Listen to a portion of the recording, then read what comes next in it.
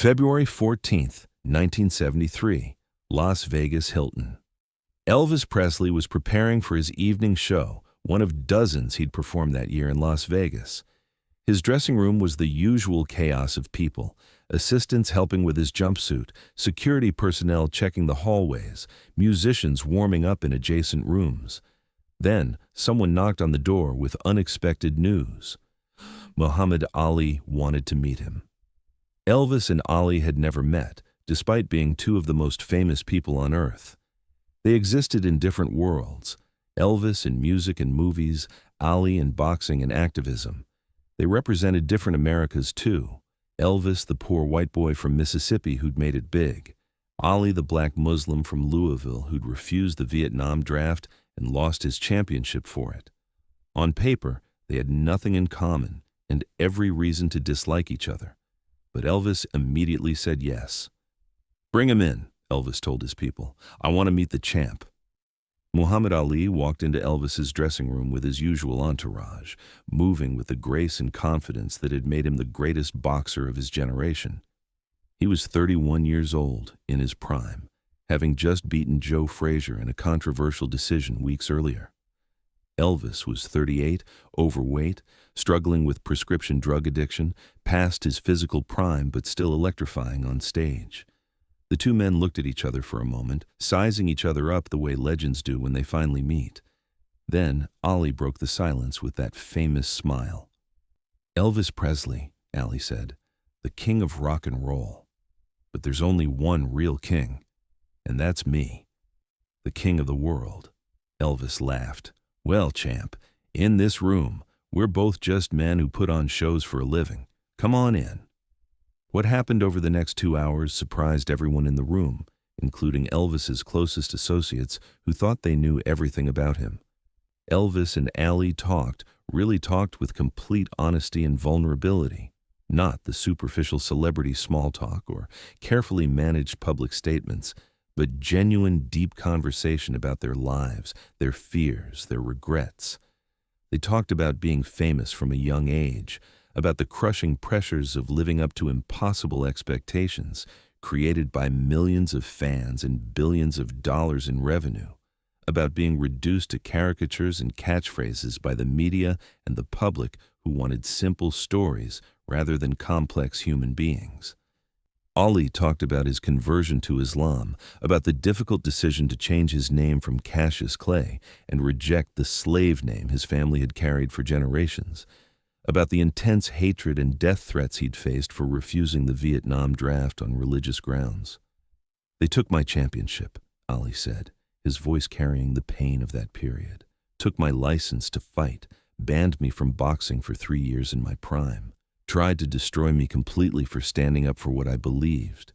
But I'm still here, still fighting, still the greatest." Elvis talked about his own struggles with being controlled, about Colonel Parker's grip on his career, about making movies he hated, about feeling trapped by his own success. "I know what it's like to be owned," Elvis said, "to have people making decisions for you because you're too valuable to be allowed to fail or change direction."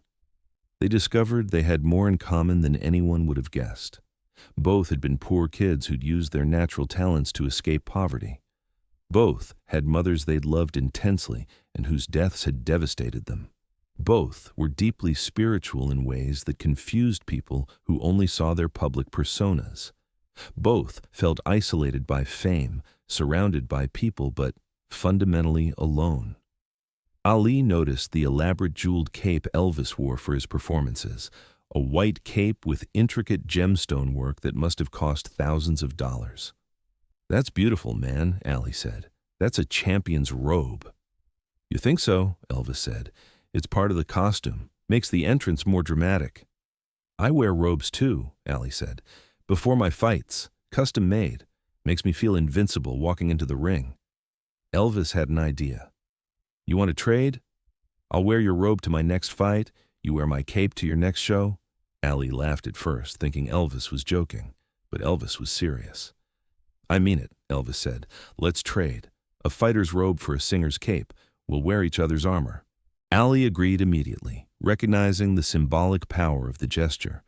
And right there in Elvis's dressing room, with dozens of witnesses watching in amazement, they made the exchange that would become legendary.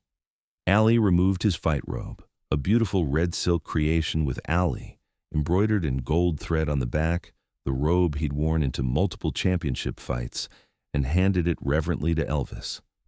Elvis removed his white jeweled cape, one of the most expensive and elaborate costumes he owned, with thousands of dollars worth of gemstones sewn into the fabric, and gave it with equal care to Ali. Elvis put on Ali's robe carefully, treating it with the respect it deserved. It was too small for him, Elvis having put on significant weight over the years from prescription drugs and the sedentary Vegas lifestyle, but he wore it anyway, pulling it as far around himself as it would go. Ali put on Elvis's cape, which draped dramatically over his shoulders and down his back, the jewels catching the dressing room lights and creating spectacular reflections. "How do I look?" Ali asked, striking boxing poses in Elvis's cape. "Like a king," Elvis said, smiling. "Like someone who belongs on stage." "You look like a fighter," Ali told Elvis. "Like someone who's been in the ring and survived."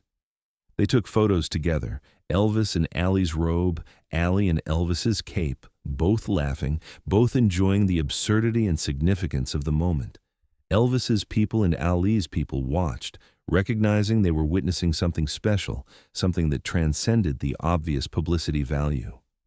Elvis wore Ali's robe during his show that night, walking on stage to thunderous applause with the fighter's red silk robe over his white jumpsuit. Before launching into his first song, he told the audience, "I'm wearing Muhammad Ali's robe tonight because the champ honored me with his presence today. And I want to honor him back. There's only one greatest, and he's here in Vegas." The audience went wild. Ali was in the crowd, wearing Elvis's jeweled cape over his street clothes, standing and acknowledging the applause.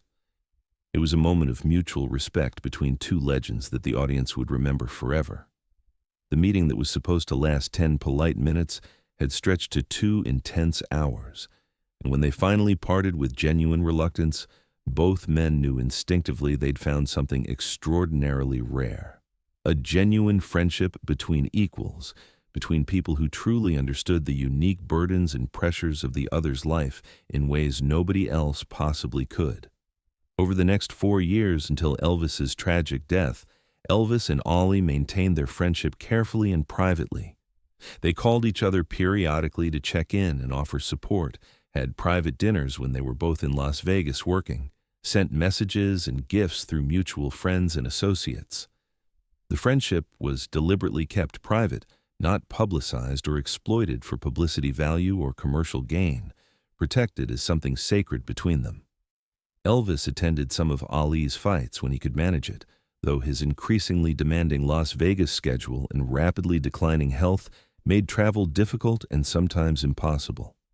Ali came to Elvis's shows whenever he was in Vegas for training or promotional events, always getting VIP treatment from Elvis's people, always greeted warmly and emotionally by Elvis backstage before and after performances.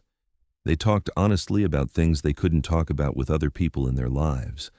Ali confided his growing fears about boxing and its toll, about the physical damage he could feel accumulating with each fight, about whether he should retire while he could still speak clearly and think straight and walk without assistance. Elvis talked candidly about his prescription drug addiction that was spiraling out of control, about feeling trapped performing the same show every night in Vegas with no creative growth, about wanting desperately to do something meaningful with his life and career before it was too late to matter. "You helped people," Ali told Elvis during one of their deeper conversations. "Your music means something profound to millions of people. That's not nothing. That's everything." "You stood up for what you believed," Elvis told Ali. "You sacrificed everything. That's courage I never had." They supported each other through professional struggles and personal crises. When Ali lost to Joe Frazier in the brutal Thrilla in Manila fight in 1975, Elvis called him immediately. "You're still the greatest," Elvis told him. "One fight doesn't change that." When Elvis's prescription drug problems became more severe and increasingly obvious to everyone around him, Ali tried desperately to help his friend. He'd seen addiction destroy too many fighters in his career, knew the signs. He tried to talk to Elvis seriously about getting real professional treatment, about walking away temporarily from the Vegas grind, about saving himself before it was too late. "Brother, you're killing yourself slowly," Allie told Elvis in one of their last conversations. "You got to get help. Real help. Not these Memphis doctors giving you whatever you want." "I know," Elvis said quietly. "I know I do. But it's hard, champ. It's so hard." When Elvis died on August 16th, 1977, Ali was training for a fight. He heard the news on the radio and immediately stopped his workout. According to people who were there, Ali sat down and cried, genuinely mourned the loss of his friend. Ali wanted to attend Elvis's funeral, but was advised against it by his management, who worried about the media circus and potential security issues. Instead, Ali sent a massive floral arrangement and a personal letter to Priscilla and Lisa Marie. The letter, which Priscilla shared excerpts from in interviews years later, talked about Elvis's kindness, his generosity, his spiritual depth that the public rarely saw. "Elvis was my brother," Ali wrote, "not in blood, but in spirit. We understood each other's pain, each other's joy. The world lost a great artist. I lost a friend." Ali kept Elvis's jeweled cape for the rest of his life. It hung in his home, a reminder of their friendship, of the night two legends had traded armor and found brotherhood. He never wore it again after that one night in 1973, feeling it would be disrespectful to wear it for publicity after Elvis's death. But he kept it, treasured it, told the story of that night to anyone who asked. Elvis had kept Ali's robe too. After Elvis's death, Vernon Presley found it in Elvis's closet at Graceland, carefully preserved. Vernon gave it back to Ali at a private meeting, telling him, "Elvis treasured this. He wore it sometimes when he was alone, said it made him feel strong."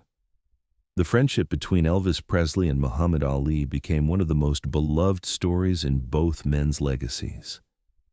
It represented something beautiful about human connection, that people from different worlds, different backgrounds, different struggles could find common ground and genuine affection. The photographs of them in each other's robes, Elvis in Ali's fighter's robe and Ali in Elvis's jeweled cape, became iconic images reprinted in books and documentaries about both men. They showed two legends at the height of their fame, comfortable enough to be vulnerable with each other, secure enough in their own identities to literally wear each other's clothes and laugh about it.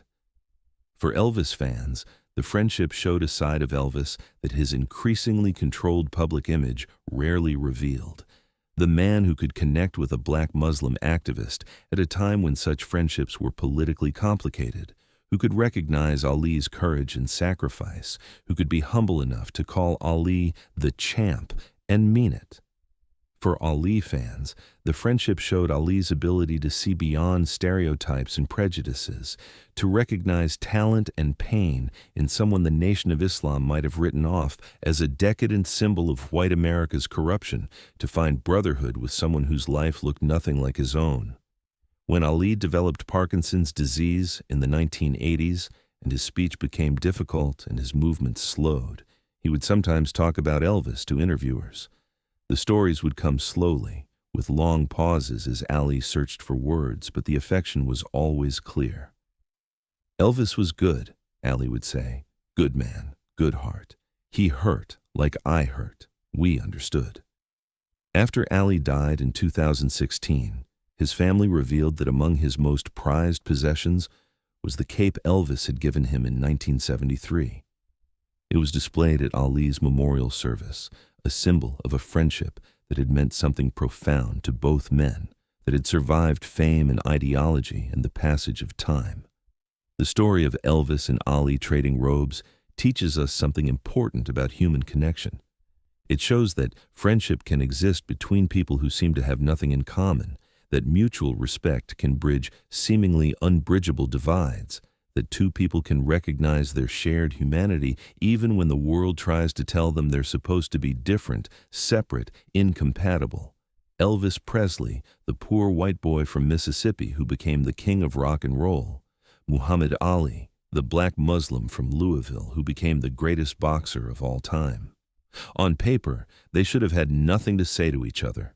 In reality, they understood each other better than most people in their lives ever did. They traded robes one night in Las Vegas and discovered they were wearing the same burdens, fighting the same battles, carrying the same wounds. The fighter's robe and the singer's cape were just costumes, armor worn for public performances. Underneath, they were both just men trying to survive fame, trying to stay true to themselves, trying to find meaning in lives that had become bigger than they'd ever imagined. The night Elvis and Muhammad Ali traded robes, they gave each other something more valuable than silk and jewels. They gave each other recognition, respect, and the rare gift of being truly understood. And for both of them, that was worth more than all the championships and gold records in the world.